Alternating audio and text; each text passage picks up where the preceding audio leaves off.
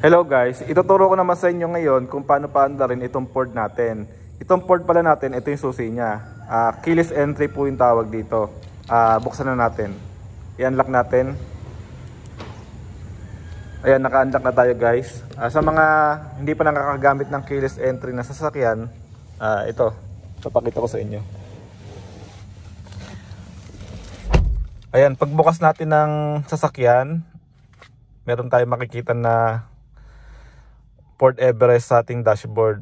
Ayan, maganda yung ating port dahil meron tayong hologram na sasakyan sa harapan. Ngayon, ito palang port natin, hindi siya gumagana, hindi siya andar nang hindi tayo nakaapak sa brake. Ito palang susi natin, pwede natin ilagay lang dito. Ayan, pwede natin ilagay dyan sa tabi. Then, pipindutin lang natin to guys, para paandarin itong engine start. Ngayon, hindi aandar yung ating port pag hindi tayo nakaapak sa brake. Testingin natin guys. Ayan, hindi tayo nakaapak sa brake ngayon. Pipindutin ko.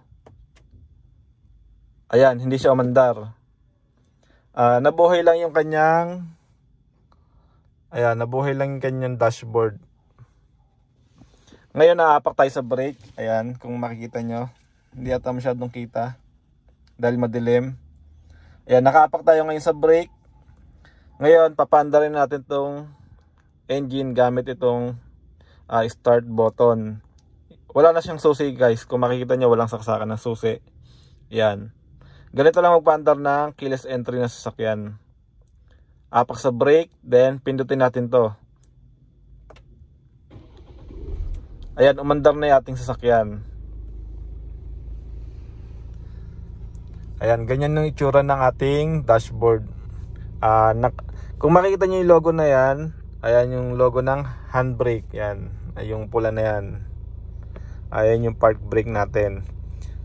Ganun kadali lang magpaandar ng ng keyless entry na sasakyan.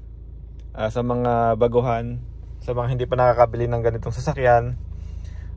Pinakita ko lang sa inyo kung paano magpaandar ng keyless entry na sasakyan.